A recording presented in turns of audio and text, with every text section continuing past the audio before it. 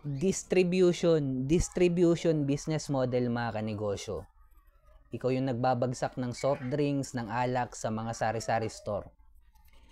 Tapusin mo tong video ko, sigurado marami kang matututunan. Ito yung mga hindi ko alam nung nagsisimula pa na ako magnegosyo. Kung nagninegosyo ka naman na, malamang isa to sa dahilan kung bakit hindi lumalaki yung negosyo mo. Ako nga pala si Jepoy, isang negosyante. Isa rin akong DJ. Kung kailangan nyo pala ng DJ sa club, sa bar, sa event, message lang kayo dito sa page ko or comment lang kayo. Bilang negosyante, meron na akong 10 taon na karanasan na pagkalugi sa pagninegosyo. Tunay na negosyo lang, hindi networking tulad ng sari-sari store, barbecuehan, bilyaran, rental. Distribution model mga kanegosyo. Paano to kumikita? Kwento ko muna.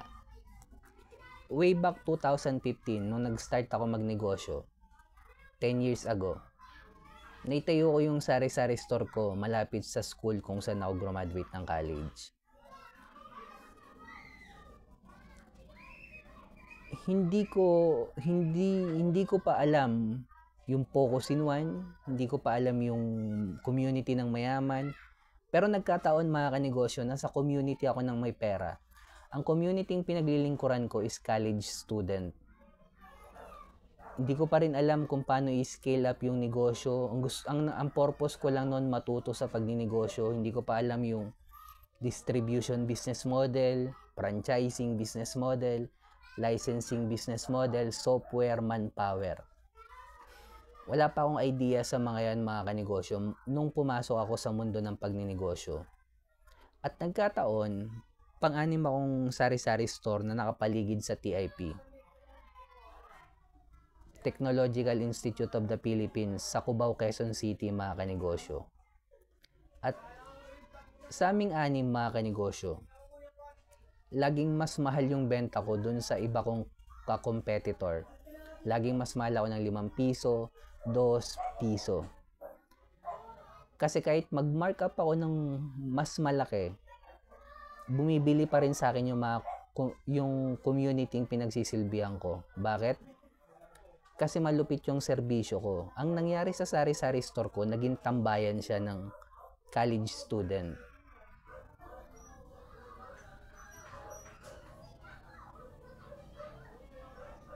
Pero, ang hindi ko alam, ang sari-sari store, walang Focus in One.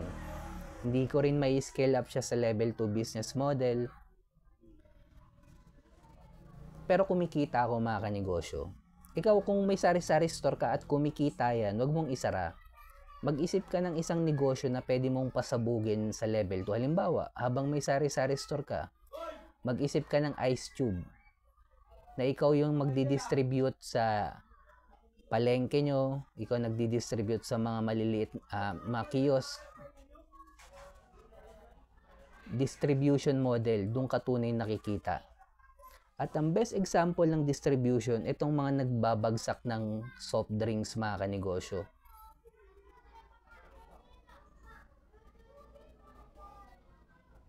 Distribution model. Sino mas kumikita? Yung may-ari ng sari-sari store o yung may-ari ng soft drinks lang yung binibenta at ikaw nagbabagsak sa lahat ng sari-sari store sa isang lugar? Siyempre ang mas kumikita doon yung nag-distribute. Parang Tipas Hopia lang yan mga kanegosyo. Mas kumikita yung may-ari ng Tipas Hopia kasi nakapokus lang siya sa isa. At siya lang yung nagbabagsak sa lahat ng sari-sari store sa isang lugar. Distribution model. Kaya kung ikaw nagsisimula ka palang magnegosyo, sikapin mo mag-focus in one, hanapin yung community mo ng mayaman, scale up sa level 2 business model yan, applyan natin ng franchising yan, distribution, manpower, software, licensing business model. At pang-apat, kailangan na natin gumawa ng original content. Dahil kasama sa trabaho natin bilang negosyante ang paggawa ng original content. At kung umabot ka sa dulo na video na to, subscribe ka naman sa akin, heart mo na rin to, comment ka lang, sabihin mo soft drinks. bilang negosyante, kung dumadanas tayo ng pagsubok or struggle, wag natin kalimutan mag-pray kahit anong religion natin. Ingat tayong lahat. Peace.